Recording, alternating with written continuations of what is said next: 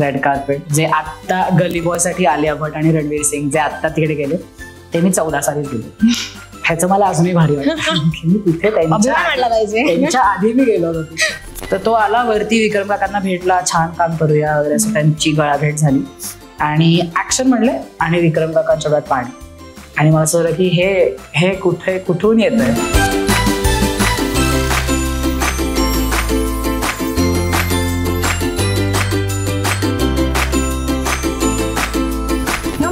मधुरा शिदे आणि हॅशटॅग तो सध्या काय करतोच्या नव्या एपिसोड मध्ये तुम्हा सगळ्यांचं मनापासून स्वागत आहे.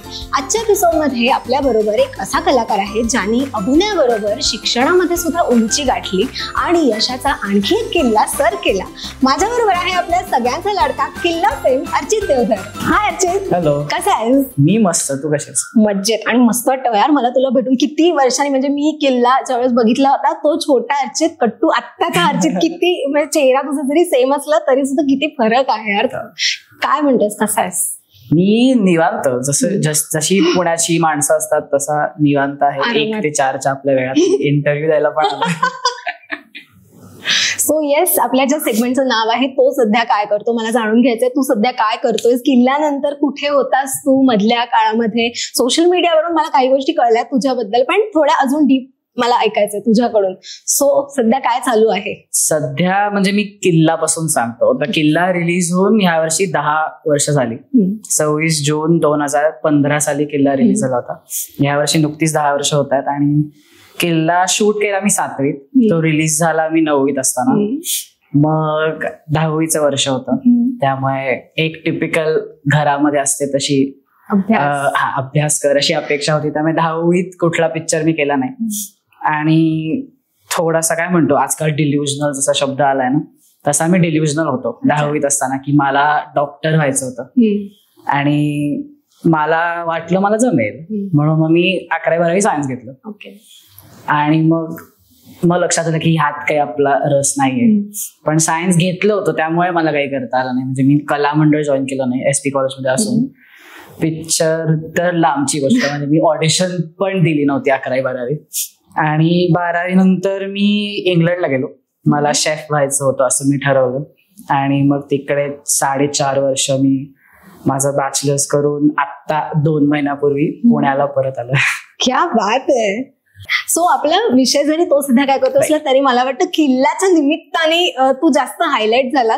सो मला किल्ल्यापासून आता गोष्टी ऐकायला आवडतील. काय ती पहिली ऑडिशन कशी झाली, किंवा तुला त्यावेळेस काय ब्रीफ दिलं गेलेलं, तुला कसं त्या एज मध्ये सांगितलं गेलं, बिकॉज इमोशनल चढ उतार बरेच आहेत. किल्लाची ऑडिशन ऍज सच नव्हती ऍक्च्युली. त्यांनी अविनाश दादाचा होता आणि त्याची टीम FTI मधनं सगळे पासआउट झाले होते. तर पुण्यातल्या सगळ्या शाळांमध्ये जाऊन ते 7वी 8वी या वर्गातली मुलं त्यांचं काय म्हणतो हंटिंग चालू होतं कास्टसाठी. आमच्या शाळेत ते आले. मी SPM इंग्लिश स्कूलचा आहे, टिळक रोड. तिकडे आम्हाला शाळेतच ना ड्रामा हा विषय होता. म्हणजे फाईन आर्ट्स मध्ये ते आम्हाला 1ली ते 8वी एक विषय निवडून आठवड्यातनं एकदाच त्याचा तास असायचा. तर तसा ड्रामा, तबला, म्युझिक आणि डान्स असे 4 विषय तुम्ही निवडू शकता, त्यातला एक. तर आई बाबा दोघंही 11वी-12वी पुरुषोत्तम फिरोदिया केलेले होते. त्यामुळे कुठून तरी त्यांना वाटलं की आपण ड्रामा सिलेक्ट करूया. तर तसं 1लीत असल्यापासून ड्रामाच होतं माझं 8वी पर्यंत. तर माझं पहिलं नाटक पण मी 6 वर्षाचा असताना केलं होतं. मग नंतर पुण्यात स्वाती उपाध्ये म्हणून एक आहेत ज्या आमच्या शाळेत ड्रामा शिकवायच्या. त्या पुलोत्सव भरवायच्या तेव्हा. पु ल देशपांडेंच्या वेगवेगळ्या नाटकांचं सादरीकरण लहान मुलांना समर कॅम्पच्या निमित्ताने आम्ही करायचो. तर ते केलं मी 2 वर्ष केलं. आणि मग FTIच्या शॉर्ट फिल्म्स, वक्तृत्व स्पर्धा, लायन्स क्लब, असं काय काय एलोक्युशन, डिबेट असं चालू होतं 8वी पर्यंत. 7वीत मग त्यांची टीम शाळेत आली. माझ्या ड्रामा टीचर मीनाक्षी ताई, तिचं नाव मीनाक्षी शिदोरे, तिने सजेस्ट केलं माझं नाव. आणि माझ्याबरोबर अजून 2-3 माझे वर्गमित्र होते की हा तुम्ही हे चांगलं काम करतात, ह्यांना तुम्ही या. असं अजून 25-30 शाळांमध्ये जाऊन पुण्यातल्या त्यांनी मुलांची निवड केली होती. तर त्यात पण त्यांना काहीतरी टिपिकल हवं होतं ना, की किल्ल्यामध्ये जसं तो पुण्यातनं उठून गावात जातो तसं मे बी त्यांना लुक्स मध्ये काहीतरी पुणेरीपणा हवा असेल, बोलण्यात भाषेत पुणेरीपणा हवा असेल. असं करताना त्याच्यात बरीच मोठी प्रोसेस होती. आधी फक्त फोटो काढले, मग त्या फोटोच्या नंतर हाईट प्रमाणे मग 7वीतलाच वाटलं पाहिजे. माझ्या वर्गातली मुलं खूप उंच होती, काय नाही हा थोडा मोठा वाटतोय. मग माझी उंची तेव्हा आत्तापेक्षा थोडी कमी एवढी. तर मग FTI मध्ये ऑलमोस्ट आम्ही दर आठवड्याला जायला लागलो. रोज संध्याकाळी 4 ते 7, 5 ते 7, 5 ते 8 असं. कारण घरी वाटत होतं अजून कुठली तरी शॉर्ट फिल्म आहे, तोपर्यंत काहीच आयडिया नव्हती. आणि मग आठवड्यानी त्यांनी काय म्हणतो शॉर्टलिस्ट करत करत एक ग्रुप तयार झाला. आणि सारंग साठे सगळ्यांना माहितीच आहे, आता भाडीपा करतो. तर सारंग दादानी कास्टिंग वर्कशॉप घेतलं होतं. तो कास्टिंग डिरेक्टर होता आय थिंक त्या फिल्मसाठी. तर त्याच्यामध्ये ना मी पार्थ भालेराव, आधी ओमकारची भूमिका एक वेगळा मुलगा करणार होता देवाशिष नावाचा, तो उमेशची केली तो स्वानंद रायकर, आणि अजून एक 5-10 मुलं, अशी मुलं सगळी होतो आम्ही त्या कास्टिंग वर्कशॉपमध्ये. तर कुठेही पिक्चर मधला सीन किंवा एखादा काय म्हणतो डायलॉग असं काहीच नव्हतं. सगळं खूप नॅचरल आणि आपलं सारंग दादानी काहीतरी एक हे केलं होतं. तर त्याच्यात ना एक म्हणजे मी नंतर विचारलं अविनाश दादाला की माझं सिलेक्शन का झालं. त्याच्यात ना त्यांनी सांगितलेला हा किस्सा आहे की एकदा सारंग दादानी काय केलं, आमच्या सगळ्यांच्या समोर एक टोपी, काळी टोपी मायकल जॅक्सनची असायची तशी आणून ठेवली. आणि तो म्हणला की ही टोपी तुमच्यासाठी काहीतरी आहे, ओके, ते काय ते तुम्ही ठरवा आणि त्या पद्धतीने एक्सप्रेशन द्या. असंच एवढंच ब्रीफ दिलं होतं. तर त्याच्यात मग काही मुलांनी ती टोपी घालून मायकल जॅक्सन सारखा डान्स केला, काहींनी बरंच काय काय केलं. तर मी फक्त ती उचलली, डोक्यावर ठेवली, म्हणजे त्याच्याकडे बघितलं आधी, डोक्यावर ठेवली आणि हसलो. एवढंच केलं मी. आणि माझ्या डोक्यात मग काय विचार होता आता मला आठवत नाही, पण त्याला ते कुठेतरी वाटलं की मी विचार केला असावा की ही माझ्या बाबांची टोपी आहे, बाबा आता हयात नाहीत, आणि त्यांची आठवण म्हणून मी ती डोक्यावर घालून एक छोटंसं हसू चेहऱ्यावर आणलं. तर तसंच त्याला चिन्मय काळेच्या रोलसाठी हवं होतं. तर असं त्या एका प्रसंगामुळे माझं सिलेक्शन झालं त्याच्यासाठी. सो किल्ल्यामध्ये जे दाखवलंय चिन्मय, जसं ज्या ज्या गोष्टी अनुभवत होता त्या सिनेमामध्ये, म्हणजे पुण्यामधून गावी जाणं असू दे किंवा आई बरोबरचं ते रिलेशन असू देत, तू त्यावेळेस त्याच वयाचा होता. सो तू त्यावेळेस रिअल लाईफ मध्ये काय काय गोष्टी अनुभवत होतास? किल्लाच अनुभवला. चिन्मय काळेची जी गोष्ट होती, कारण पुण्यातनं उचलून आम्हाला गुहागरला नाही. आम्ही जून ते ऑलमोस्ट नोव्हेंबर शूट करत होतो, टप्प्याटप्प्यात. त्यामुळे मी जगत होतो चिन्मय काळेची गोष्ट, कारण गाव वेगळं. गुहागरला मी त्याच्या आधी 1-2दाच गेलो असेल, लहानपणी गेलो तर. कारण जास्त करून आमचं कोकणात म्हणजे गणपतीपुळे किंवा कुलदैवत कर्द्याला तिकडे आसूद दापोली एवढं. गुहागर असं कधी जाणं झालं नाही त्याच्या आधी. त्यामुळे वेगळं गाव, वेगळी लोक, खाणं वेगळं. खाणं कोकणी मला आवडतं, त्याचा काही प्रॉब्लेम नाही. आम्ही खानावळीच्या वरच आमचं लॉज होतं खालती, आणि मला सी फूड प्रचंड आवडतं. त्यामुळे प्रॉन्स जवळजवळ मी रोज खाल्लेत तिकडे. त्यामुळे माझीच चंगळ चालू होती, तो काही इशू नाही. पण शाळा बुडली, 7वीचं अख्खं वर्ष शाळा बुडली. मी फक्त 6 महिने आणि वार्षिक एवढ्या 2च परीक्षा दिली.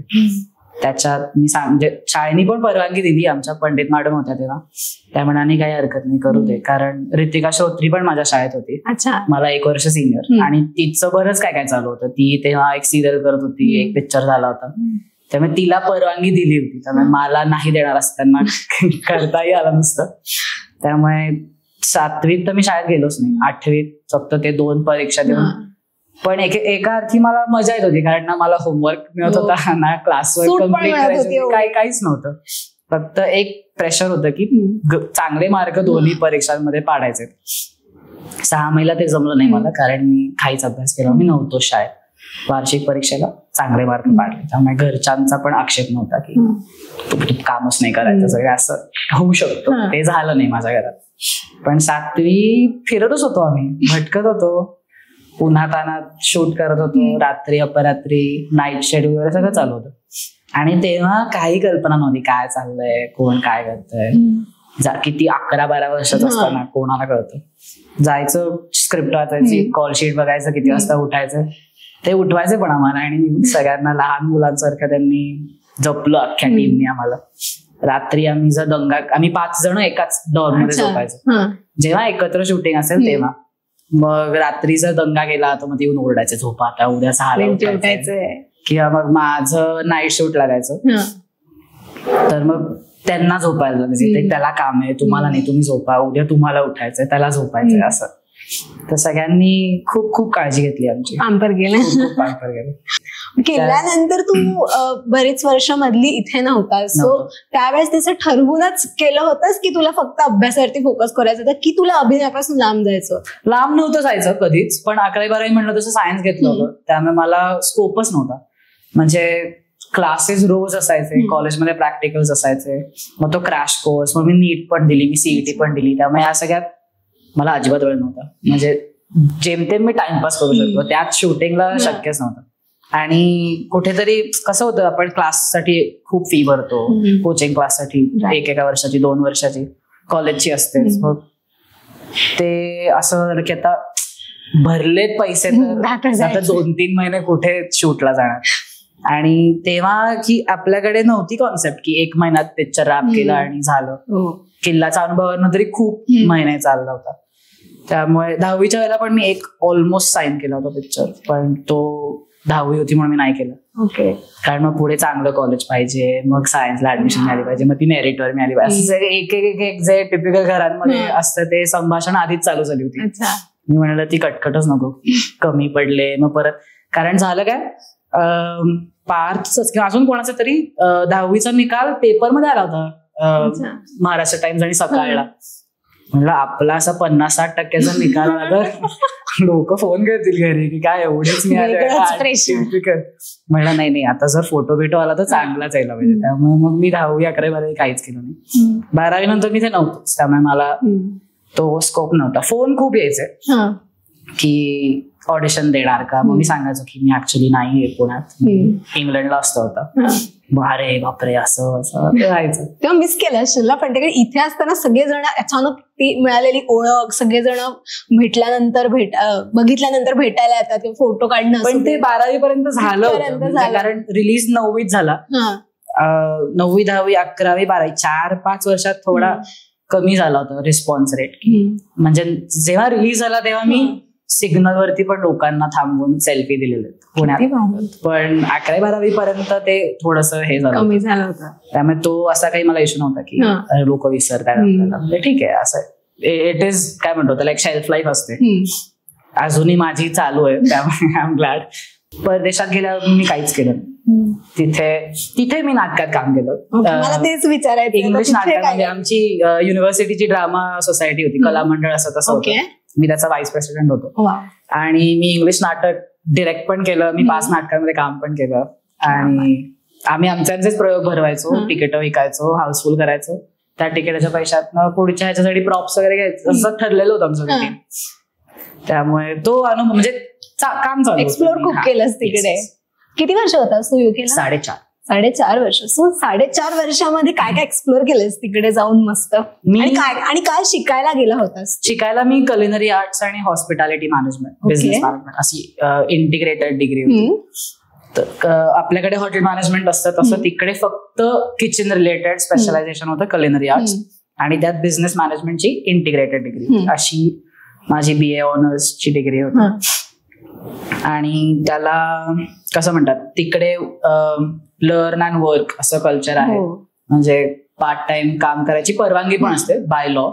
20 तास तुम्ही आठवड्याला काम करू शकता. सो मी गेल्या माझा पहिला जॉब होता एका पब मध्ये बारटेंडर. मग युनिव्हर्सिटीची प्लेसमेंट इंटर्नशिप सारखी मग मी हिल्टनला होतो 1 वर्ष शेफ म्हणून. त्याच्यानंतर बिल्स म्हणून आमच्याकडे एक रेस्टॉरंट चेन आहे गव्हर्नमेंट आमच्याकडे, तिकडे आमच्याकडे पुढे आमच्याकडे तिकडे रेस्टॉरंट मॅनेजर होतो 1 वर्ष शेवटचं. क्या बात आहे. 3 वेगवेगळ्या फील्ड मध्ये एक्सप्लोर करून आलाय. 12वी नंतर मी पुण्यात पण काम केलं ऍज अ पेस्ट्री शेफ 1 वर्ष बिफोर गोईंग. पण तू आधी सायन्स घेतलं होतंस तर मग नंतर? मला मी म्हणलं स्वतःहून करायचा प्रॉब्लेम तेव्हापासून होता. तो स्वतःहून जो काय म्हणतो जे डेडिकेशन लागतं ना रोज सकाळी. मुलं मी बघायचो 5ला उठले 6ला उठले अभ्यास करतायत, काहीच कुठे बाहेर जात नाहीये, घरात बसून आहेत. हे मला नसतं जमलं आणि मला अजिबात करायचं नव्हतं. त्यामुळे मी त्या नादातच पडलो नाही. मी 12वी नंतर नीटचा रिझल्टही चेक केला नाही. माझं ठरलं होतं की मला काहीतरी प्रॅक्टिकल बेस करायचंय. त्यामुळे मग झालं. मी सिम्बॉयसिस मध्ये 1 वर्षाचा डिप्लोमा केला बेकरी आणि पाटेसरी मध्ये. कारण खूप लोक एकदम हॉटेल मॅनेजमेंटला जम्प घेतात, माहिती नसतं एक्झॅक्टली इंटरेस्ट कुठे आहे. आणि तसं नव्हतं करायचं मला. त्यामुळे मी पेस्ट्री आणि काय म्हणतो बेकरी मला आवडायचं. सो त्यात मी आधी 1 वर्ष डिप्लोमा केला, 1 वर्ष काम केलं पुण्यात. बेक हाऊस बिस्ट्रो म्हणून कर्वेनगरला आमचं एक छोटस बिस्ट्रो होतं. आमचं म्हणजे माझं नव्हतं, मी काम करत होतं. तिकडे वर्षभराचा एक्सपिरियन्स घेतला ऍज अ पेस्ट्री शेफ आणि युकेला गेलो. क्या बात आहे. युकेला गेल्यानंतर काय साधारण तिकडचं लाईफ कसं एन्जॉय केलंस? खूप एन्जॉय केलं मी, खूप एन्जॉय केलं. इंडिपेंडन्स सगळ्यात मेन होता की I started working pretty much straight after I went there. त्यामुळे माझे मी पैसे कमवत होतो, माझं मी भाडं भरत होतो, बिलं भरत होतो. त्यामुळे ते एक स्वावलंबन परदेशात राहून जे कळतं ते आपल्याकडे कळत नाही. कारण आपण घरी राहतो आई वडिलांबरोबर अनेक वर्ष, तसं कल्चर आहे आपल्याकडे. पण म्हणजे टॅक्सेस भरणं, तुमचं विजेचं बिल कॅल्क्युलेट करणं, असं सगळ्या तोपर्यंत त्याची जाणीव नाही. अशा छोट्या छोट्या गोष्टी सगळ्या केल्या. मग कामानंतर बाहेर जाणं, तिथल्या तिथे कुठली तरी ट्रिप करणं, सॅटर्डे संडे सुट्टी मिळाली तर एक वीकेंड गेटअवे, असं बरंच काय काय केलं. कॉलेजचा ग्रुप होता, 3 वेगळ्या जॉबचे 3 वेगळे ग्रुप्स होते. मग ड्रामा क्लबचा वेगळा ग्रुप होता. असं सोशल सर्कल एकदम बझिंग होतं 4 वर्ष. आणि आय थिंक तिथे वेगळं कल्चर पण एक्सप्लोर करायला मिळालं असेल तुला. खूप लोकांमध्ये वेगवेगळ्या देशातल्या वेगवेगळ्या लोकांबरोबर तू राहिला असेल. सो आय थिंक आता अर्चितचं खूप लोकांना माहिती नसेल कदाचित, पण अर्चितचं पुण्यामध्ये कॅट कॅफे आहे. सो मला ती कॉन्सेप्ट ऐकायची. हे कॅट कॅफेची कॉन्सेप्ट कुठून आली डोक्यामध्ये आणि हे तिथे असतानाच ठरवलेलं का की भारतामध्ये हे करायचंय? बाय द वे झालं. म्हणजे माझा परत यायचा सुद्धा प्लॅन नव्हता ऍक्च्युली यावर्षी. डिसेंबरच्या आधी थोडं माझे बाबा आणि त्यांची कॉलेज फ्रेंड असं थोडं आयडिएशन मध्ये चालू होतं. कारण जॅपनीज कॉन्सेप्ट आहे, भारतात एवढी झाली नाहीये. आणि मी बर्मिंगहमला राहायचो, तिकडे एक होतं कॅट कॅफे. मग मी त्याला कधी जायची वेळ आली नव्हती, पण मुद्दामून म्हणून मी गेलो की कसं आहे बघायला. तर मग ते बघून आलो. मुंबईचं इथे आई बाबा बघून आले, ते आवडलं. मग पुण्यात असं नाहीये, मुंबईत 2 होती, तर पुण्यातलं पहिलं, भारतातलं 3रं, असं काहीतरी वेगळं आपल्याला चालू करता येतंय का. तर ते सगळं ऑटोमॅटिकली जुळून आलं, काही न करता. आपले काय म्हणतो पायऱ्या बनत गेल्या, आम्ही चढत गेलो. असं ठरवून अजिबात केलं नाही. मी परतही येणार नव्हतो, पण आलो आणि आता कॅफे बघतो. स्वतः परत अभिनयाकडे वळायचा काय विचार आहे? मी आता सध्या कॅफेवरती नाही, I am very open to work. मी आता एक मागच्या महिन्यात ऑडिशन देऊन आलो मुंबईत. फोन मला येतात, मग मी जातो. असेल तर का नाही जायचं, तेवढंच काय म्हणतो आपली ऑडिशन पोहोचते लोकांपर्यंत आणि माझे इंटरव्ह्यूसाठी फोन येतात. या डेफिनेटली. आणि तुला आय होप की तुझी लवकर फिल्म येईल आणि तुझं पहिला इंटरव्ह्यू मी घेईन. पण मला सांग की ज्यावेळेस आपण एखादं हिट काम, सुपर हिट काम करतो आपण, त्यानंतर नवीन काम मिळणं किती कठीण किंवा किती सोपं असतं तुला काय वाटतं? म्हणजे तू जे मगाशी म्हणालास की किल्लाच्या नंतर 11वी-12वी पर्यंत तो एक पिरियड होता जोपर्यंत ती तुझी खूप क्रेज होती आणि नंतर ती हळूहळू कमी झाली आणि आता तू इथे पुन्हा आलास, त्यानंतर जर का तुला पुन्हा ते काम करायचं आहे तर तुला ते कठीण वाटतंय की सोपं वाटतंय, जस्ट बिकॉज तुला त्यावेळेस खूप जास्त ओळख मिळाली होती? कठीण तेव्हा नव्हतं. म्हणजे किल्ल्यानंतर मी लागोपाठ 2 अजून चित्रपट केले, सिद्धांत आणि 6 गुण. पण कसं होतं, तुम्ही चाइल्ड ऍक्टर म्हणून जेव्हा लॉन्च होता तेव्हा तुमचं काम बघितलेलं असतं. किल्ला ही माझ्या कामाची आजपर्यंतची पावती आहे की ते बघून फोन येतात की त्याच्यात जी काय माझी क्षमता दिसली असेल लोकांना. पण होतं असं की आता 15 वर्षांनंतर मग त्यांना प्रश्न पडतात की मी आता कसा दिसतो, मी काय करतो, ह्याला अजून ऍक्टिंग येते का. त्यामुळे आता ऑडिशन देताना मला ते विसरून जायला लागतं की दॅट इजंट काय म्हणतो रेकग्निशन फॅक्टर एनिमोर. की किल्लाचं काम बघून मला फोन नाही येत आता. किल्लामुळे नाव झालं काय म्हणतो त्यांच्या शीटवरती एक सजेशन येतं, तेवढ्या पुरतं आय थिंक आधीच्या केलेल्या कामांची मदत होते. पण आता ज्या काही ऑडिशन्स असेल त्या काय म्हणतो प्रेझेंट तसंच काम करायला लागतं. कारण पूर्वी मग 8वी 9वी 10वीच्या ऑडिशन दिल्या त्या ऑडिशन पण नव्हत्या दिल्या मी रादर. त्यांनी किल्ला बघितला होता, त्यांनी फोन केला, मी सिनेमा केला, असं झालेलं आहे आधीच्या 2 वेळेला. त्यामुळे ऑडिशन हे 10वी नंतर जेव्हा उंची वाढली, विसरू फुटलं, असं जेव्हा चालू होतं तेव्हा मग लोकांना क्युरिओसिटी असते की आता ह्याला येतंय का. कारण चाइल्ड ऍक्टर म्हणलं तसं you follow what your told आणि it is not a lot of room for काय म्हणतो आपण, शब्द विसरलो, इम्प्रोव्हायझेशन. त्यामुळे ऑडिशन देताना मग तो एक विचार असतो डोक्यात की नाही ती पार्टी मला पुसायची आहे, दिस इज समथिंग न्यू. कारण त्याच्यानंतर ऍज अन अडल्ट मी काम केलं नाही, सो तो एक चॅलेंज असतो. पण तुझं मगाशी आत्ताच ऍक्च्युली म्हणालास की ते करून घेतलं जातं आपल्याकडून. मला वाटतं चांगला बाल कलाकार होण्यासाठी काय असलं पाहिजे, काय केलं पाहिजे, जे तू केलंयस तेव्हा तुझ्याकडून किती करून घेतलं असेल तरी तुझे पण त्याच्यामध्ये काही ना काही ते नाहीच नाकारत आहे. पण बाल कलाकार असताना जे सांगतायत ना तेवढं करा, उगाच आपलं डोकं नका चालू. कारण ते कमी असतं. मग काय म्हणजे खूप किस्से आम्ही ऐकले होते तेव्हा की अमृता सुभाष होती, तिला मी मावशी म्हणतो अजून, अमृता मावशी. मग ते सांगायचे किंवा अजून कोणाला भेटलो त्या निमित्ताने जेवढ्या लोकांना भेटलो मग त्यांच्यामध्ये असायचं की अरे मी त्या मुलाबरोबर काम केलं. मग आमच्या त्या पिक्चरमध्ये 3-4 ते बाल कलाकार होते, आता मी नावं नाही घेत, पण त्यांच्यामध्ये पैशांच्या गप्पा असायच्या की तुला किती दिले, तुला किती दिले, मग मला एवढेच का दिले. मला असं वाटतं की ह्या सगळ्यात अवॉइड केलं. हे काही वय नाही तुमचं, तुम्हाला घर चालवायचं नाही 12व्या वर्षी. त्यामुळे म्हणजे मी तेव्हा पण अशी काही पैशांची अपेक्षा असं काहीच नव्हतं. प्रोड्युसर विचारायचे तुमची काय अपेक्षा आहे का, नाही माझी अपेक्षा काही नाही, मी माझ्यासाठी छंद होता तो, त्यामुळे तुम्ही द्याल ते मी काही असं काही माझं हे नव्हतं. अमृता सुभाषचा तू आता उल्लेख केलास, मला आवडेल त्यावेळेस ते तुमच्यातले सीन्स ना खूप खूप इमोशनल असायचे. कारण तुझे डायलॉग्स ना ऍक्च्युली डायलॉग्स म्हटलं नाही पाहिजे, बिकॉज तुझे डायलॉग्स कम्युनिटी डोळ्यामधून जे बोलायचं असतो ते खूप जास्त होतं त्याच्यामध्ये. सो ते इमोशनल चढ उतार म्हण किंवा ते सगळे सीन्स म्हण, ते डायलॉग्स त्यातले जे काय असतील ते म्हण, सो त्या सगळ्या रिहर्सल्स कशा असायच्या किंवा ते सगळं तुम्ही कसं डिस्कस करायचं? रिहर्सल असंच नाही केली आम्ही कधी की अमृता मावशीबरोबर. I don't remember rehearsing anything. माझ्या बाबांबरोबर ती कॉलेजमध्ये होती, तशी ओळख होती त्यांची आधीपासून. त्यामुळे बाबांचा मित्र, बाबांची मैत्रीण, आईची मैत्रीण जी आपसूक मावशी होते तशी ती झाली. आणि तसं तिने तशी काळजी पण घेतली तिने एका मावशीसारखी. त्यामुळे पहिल्या दिवशी जार पिक्चरच्या ऑफिसला मी भेटायला जेव्हा स्क्रीन टेस्टला गेलो होतो तेव्हापासूनच असं काही नव्हतं की मी ऑकवर्ड किंवा मी तसा खूप निर्लज्ज होतो मला काहीच वाटायचं नाही. म्हणजे मी विक्रम गोखलांबरोबर पण जेव्हा सिद्धांत केला तेव्हा मला त्यांच्या स्टारडमचं दडपण वगैरे काही नव्हतं, कारण ते तर खूप दिग्गज कलाकार. त्यामुळे मला असं काही नव्हतं. मी गप्पा आजोबा असल्यासारखे गप्पा मारायचो, मी जेवायला जायचो. स्वाती चिटणीस पण होत्या त्या पिक्चरमध्ये, स्वाती काकू आणि विक्रम काका असं ठरलं आम्ही खानावळीत जायचो.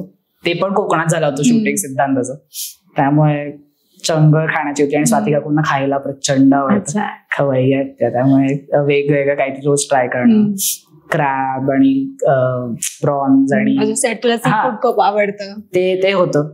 आणि लहान असल्यामुळे लाड, खूप लाड. म्हणजे त्यांनी मला एकही पैसा कधी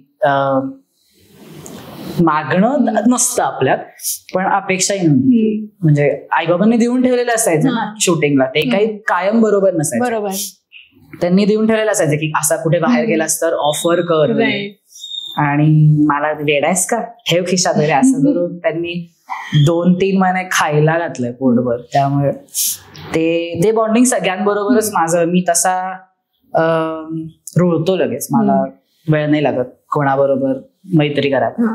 त्यामुळे असं अमृता मावशीबरोबर पण कधी सीनच्या वेळेला ती आई असल्यासारखंच मी तिच्याशी भांडलो, तिच्याशी वागलो. एक अजूनही मला सीन आठवतोय जेव्हा मी किल्ल्यामध्ये कोळ्याबरोबर, तर त्याच्याबरोबरच्या सीन मध्ये मग असा सीन आहे की तो आठवडा तो अख्खा दिवसभर येत नाही, परत संध्याकाळी येतो डायरेक्ट घरी. आणि ती अशी व्याकुळ होऊन दारात बसलेली असते की कुठे गेला माझा मुलगा, काहीच माहित नव्हतं. आणि तो जुन्या म्हणजे आय थिंक 90s मधला काळ दाखवला, तर फोन बिन नव्हतं, काही प्रकार नव्हता. दामल्याजींकडे फोन एक फोन होता, तेवढं एक होतं. पण त्या सीन मध्ये येऊन मला तिला घट्ट मिठी मारायची असते, कारण तो कोळी मला ती आईची कविता तेव्हा ती समजते आणि आईचं महत्व तो कोळी समजावून देतो की तुझ्या घरी आई आहे ना, मग तुला काही नाही होणार, एवढं तो एक वाक्य म्हणतो. त्यामुळे तो जाऊन चिन्मय त्याच्या आईला घट्ट मिठी मारतो, सॉरी म्हणतो आणि आत जातो. तर तो सीन मला अजूनही आठवतोय की मी ती माझी आई असल्यासारखी तिला इतकी घट्ट मिठी मारली. आणि ती पण सांगते की शी वॉज स्पीचलेस, की असं इमोशन त्या सीन मध्ये तिला जाणवलं. त्यामुळे ते आमचं बॉन्डिंग अजूनही आहे, आजपर्यंत आहे. आम्ही तिचा आता जारण आला तेव्हा मी तिला मेसेज केला, तिच्या नाटकासाठी मी मेसेज केला. त्यामुळे असं चालू असतं, आमच्या गप्पा चालू असतात. पण तू जे मगाशी म्हणलास की लाईमलाईट मध्ये आलास तू अचानक एका रात्रीमध्ये, तुझ्यासाठी त्यावेळेस फॅन मुवमेंट्स काय काय होत्या रे? कारण का प्रमोशनल ऍक्टिव्हिटीज म्हणू देत, अवॉर्ड फंक्शन्स असू दे किंवा कुठे अजून जायचं असू दे कोणत्या प्लॅटफॉर्मवरती, तिथे तुला क्रेज असेल ना जाताना, किंवा एक तुला ती क्युरिओसिटी असेल की अच्छा मला आज अच्छा हे पण येणार आहेत, आता मी ह्यांना भेटेन किंवा मला ह्यांच्याकडून कॉम्प्लिमेंट्स मिळाल्या. हे मला सगळ्यात मोठं काय म्हणतो, सगळ्यात मोठा अनुभव माझ्यासाठी बर्लिन फिल्म फेस्टिवल असेल. कारण भारतात रिलीज व्हायच्या आधीच आम्ही बर्लिनला गेलो होतो. बर्लिनला किल्लाला बेस्ट फिल्मचा अवॉर्ड मिळाला होता जनरेशन K+ या कॅटेगरीमध्ये.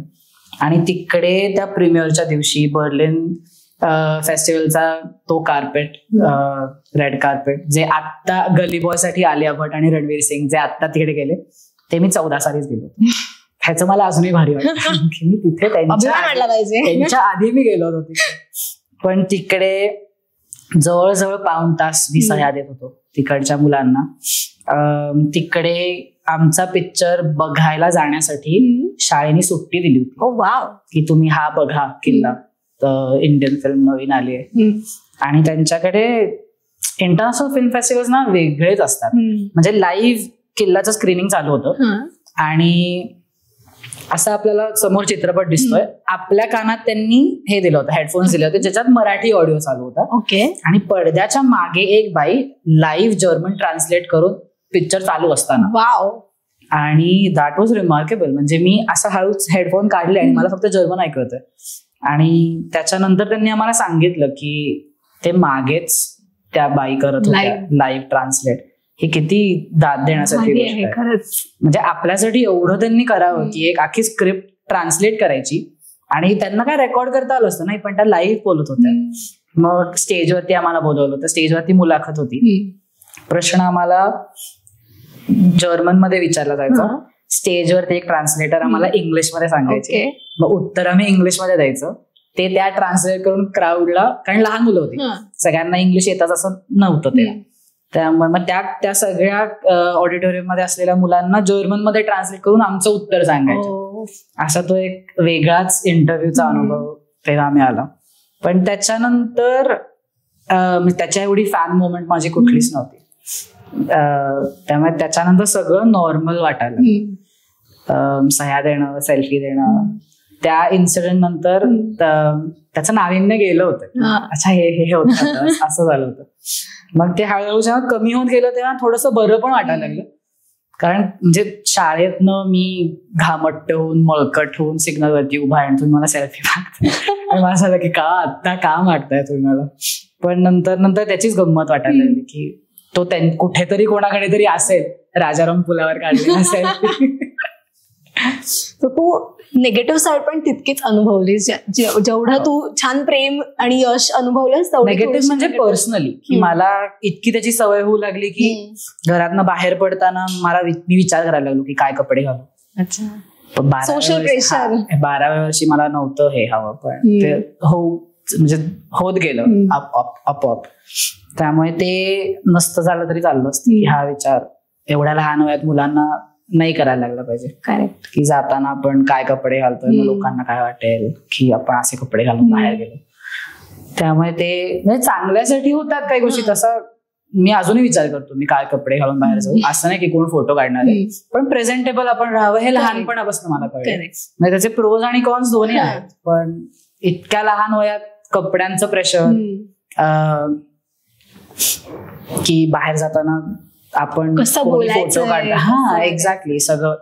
त्यामुळे ते थोडं उशिरा आलं असतं तरी चाललं असतं असं आत्ता वाटतं. पण ठीक आहे, जे झालं ते चांगल्यासाठी झालं असं म्हणून पुढे जायचं. मगाशी तू जे सांगितलंस की किल्ल्याच्या नंतर तू एक फिल्म केली होतीस पण ती फारशी चालली नाही. सो ती फेज तुझ्यासाठी कशी होती? आधी तू 2 फिल्म्स केल्या होत्यास, किल्ला सुपरहिट झाला, एका दिवसात एका रात्रीत लाईमलाईट मध्ये आलास तू.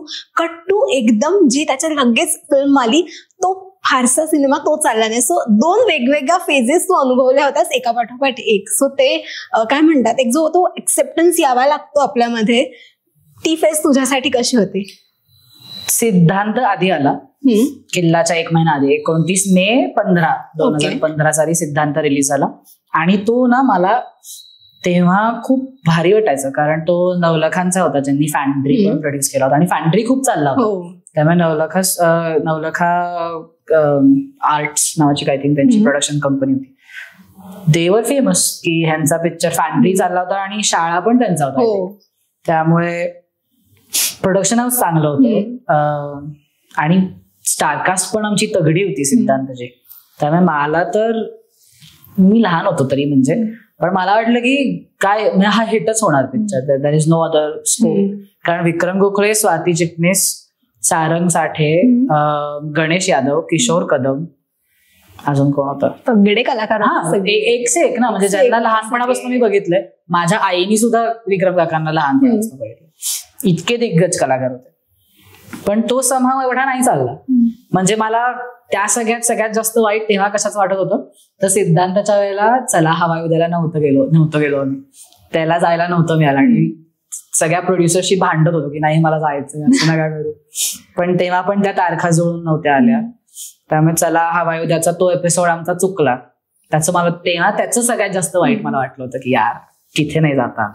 पण म्हणलं ना, नशीब माझं जोरात होतं तेव्हा. हा सगळा विचार चालू असताना मार्च मध्ये आय थिंक झी गौरव झाला. तेव्हा मला सर्वोत्कृष्ट बाल कलाकाराचा पुरस्कार मिळाला होता. तर असंच मी, माझी आई चला हवा उद्या बघतच घरी बसलो. 9:30ची वेळ होती, 9:30 ते 10:30 लागायचं. बघत असताना हवा उद्याच्या ऑफिसमधून फोन आला की सगळ्या झी गौरव अवॉर्ड विनर्सचा आम्ही एपिसोड करतोय, तर अर्चितला येता येईल का? आणि मग मी खुश होतो की हा तिकडे जात आलं.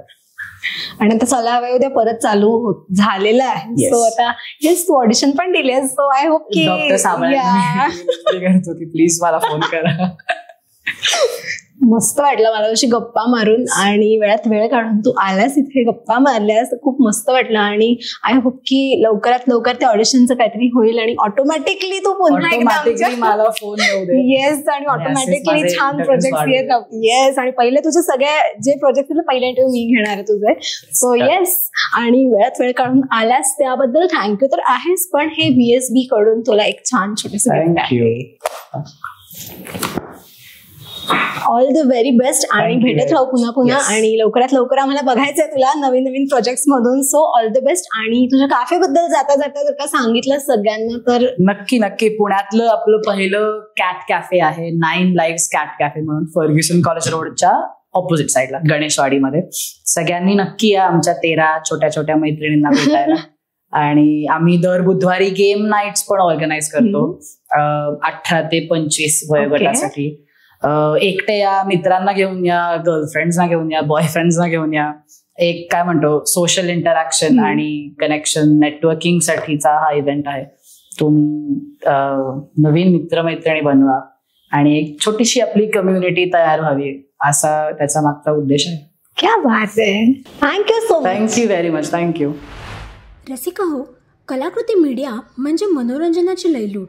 मनोरंजन क्षेत्रातील किस्से व घडामोडींचा आस्वाद घेण्यासाठी कलाकृती मीडिया या YouTube चॅनलला सबस्क्राईब करा आणि व्हिडिओ लाईक करा.